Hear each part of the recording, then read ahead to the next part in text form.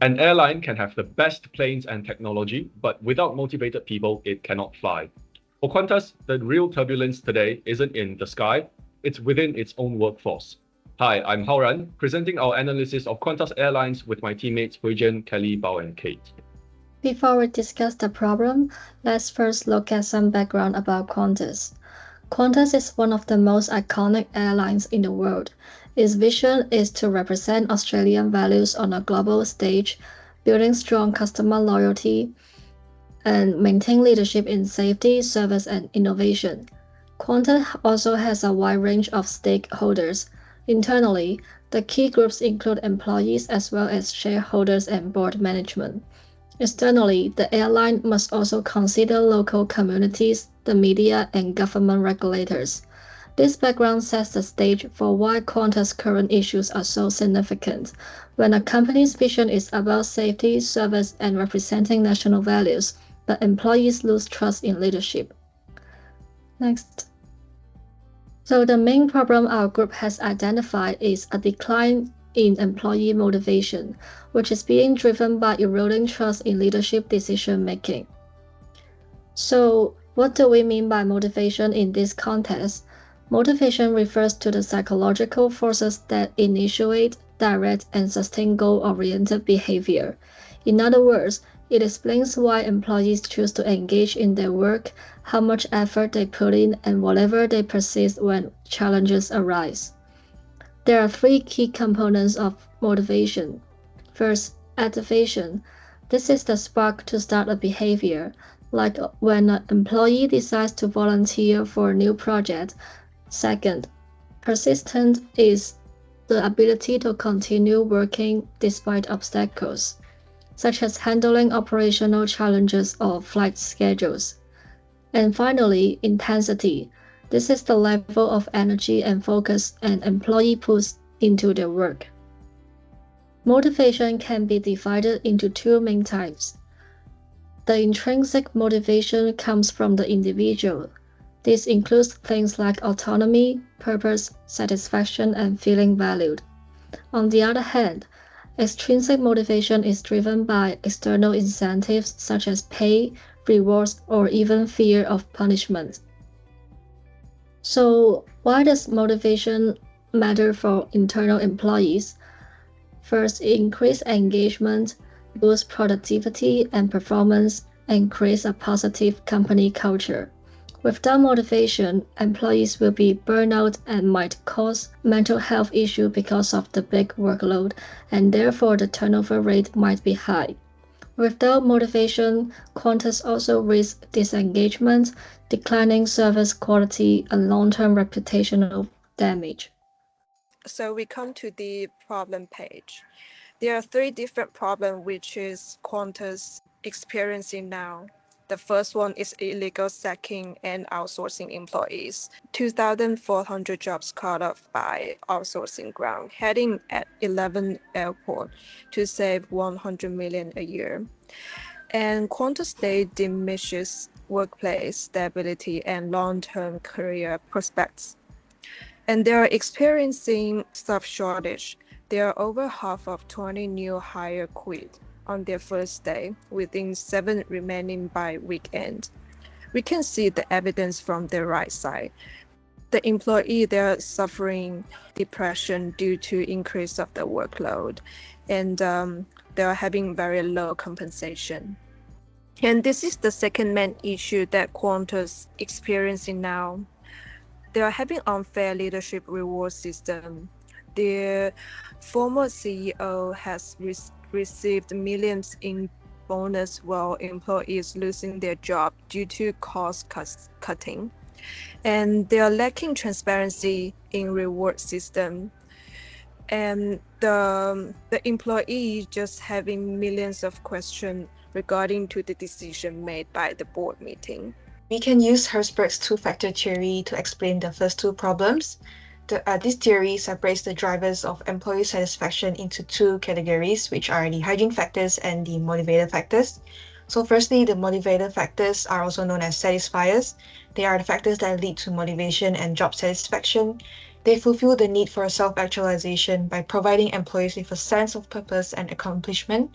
And they also focus on the work content itself that promotes challenge, creativity, opportunities for personal growth. And when these are present, employees will then feel engaged, fulfilled, and motivated. So on the other hand, the hygiene factors are dissatisfiers that contribute to demotivation and dissatisfaction. They cover the basic and essential needs of a work environment, and these include work conditions, status, salary, and job security. So improving hygiene factors only prevent dissatisfaction, but the true motivation comes from the motivator factors itself. And so to keep employees engaged, organizations need to manage both sides, meeting the basic hygiene factors while also providing opportunities for recognition, responsibility, and growth. Next. Now let's apply Herzberg's theory to our two problems. And starting with the hygiene factors on the left, we see issues such as job security loss due to the over 2,000 roles being outsourced. Employees also experience heavier workloads due to reduced staff, and this put pressure on their working conditions. Trust in leadership was also damaged through poor relationships among employees. Pay and fairness also became a concern when employees were rewarded by position rather than by performance. And these factors altogether create dissatisfaction and frustration among employees. But at the same time, the motivator factors were also missing, because employees who had delivered strong performance felt no achievement since even skilled and reliable workers were made redundant. Employees who had delivered long-serving employees, some with 20 to 30 years of experiences, were dismissed with no recognition for their contribution. There were no career growth opportunities for ground staff, and also these employees felt undervalued in terms of their status. And these motivators are what normally inspire engagement, but their absence leave employees feeling demoralized. And when you combine these poor hygiene factors with a lack of motivators, the outcome can be seen clearly, so employees are disengaged. We can see this reflected in high dissatisfaction, loss of trust in leadership, ongoing strikes and disputes, a drop in service quality, and ultimately a reputational damage for the company. When we come to the third issue, this is the most important issue that Qantas is experiencing now. They are having top-down leadership, and it's leading poor communication and poor feedback from the employee. The top-down leadership, they actually affect the company's culture and background, which is lower the moral and employees' motivations. We can see on the right side, many of the employees, they are having complaints in their heart, but they are afraid of the revenge, so they are not willing to tell their true name when they're doing the interview. So now I will explain our second theory, which is the self-determination theory developed by the Deci and Ryan. So this theory suggests that human motivations is shaped by three universal psychological needs, which is the autonomy, competence, and relatedness. So autonomy means that people need to feel in control of their work. They want to have a voice in decision making and some freedom in how they carry out tasks. So without autonomy, employees often feel like orders takers, which reduce the motivations. Come to the competence, refer to the need to feel capable and effective in what we do. So when employees feel that their skills are being recognized and valued, they are more confident and motivated. But when their knowledge is ignored or dismissed, their sense of competence declines. And lastly is the relatedness is about the connections. So employees want to feel respect, supported, and included by their leaders and colleagues. A lack of relatedness often results in distrust, isolations, and disengagement. So how can we apply this to the Qantas Airways?